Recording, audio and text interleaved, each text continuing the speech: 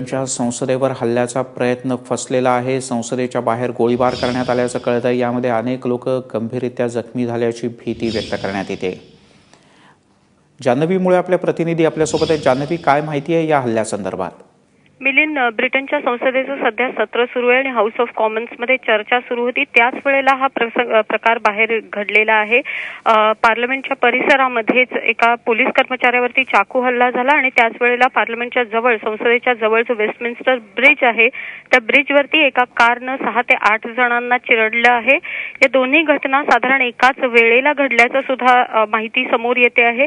दुसरं म्हणजे हा सगळा प्रकार घडत असताना पंतप्रधान तेरेसा मे ब्रिटनच्या ह्या त्याच परिसरामध्ये होता आणि त्यांना तातडीने तिथून हलवण्यातही आलेलं आहे।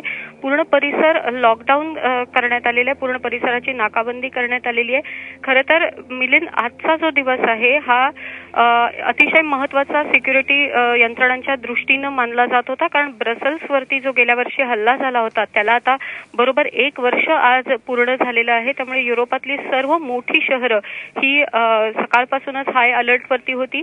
मात्र तरी सुद्धा लंडनमध्ये ही एक घटना घडलेली आहे। नेमकं यामागे कोण आहे, हल्लेखोर जो संशयित हल्लेखोर होता तो कोण आहे, त्याला मारण्यात पोलिसांना यश आल्याचं सुद्धा सांगण्यात येते। मात्र या मागे कोणाचा हात असावा किंवा नेमका हल्लेखोर कोण होता हे अजून स्पष्ट झालेलं नाहीये। जान्हवी, तुर्तास धन्यवाद या सगळ्या सविस्तर माहितीबद्दल।